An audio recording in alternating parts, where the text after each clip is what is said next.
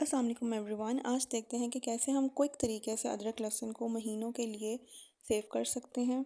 आपने क्या करना है कि लहसुन और अदरक को ब्लेंडर में डालें। इसमें आप क्योंकि मेरा अभी मैं थोड़ा ग्राइंड करी हूँ तो उसमें हाफ़ टी स्पून मैंने नमक डाला है और 2 टेबलस्पून ऑयल। लेकिन आप अगर क्वांटिटी ज़्यादा बनाते हैं, आप 1 kg के करीब उसको अगर आप करते हैं तो उस हिसाब से ऑयल और नमक की आप क्वांटिटी एडजस्ट कर लें।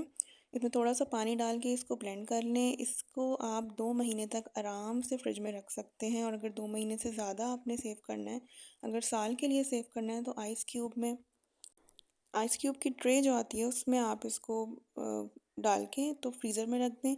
और 1 साल तक ये फ्रीज़र में बिल्कुल ठीक रहता है, ना इसका कलर ख़राब होता है, ना ग्रीनिश कलर होगा, ना आपको इसमें से कोई डिफरेंट स्मेल आएगी, और ये बिल्कुल फ्रेश रहता है। उम्मीद है आपको ये पसंद आया होगा तरीका। Do like share and subscribe. अल्लाह हाफिज़।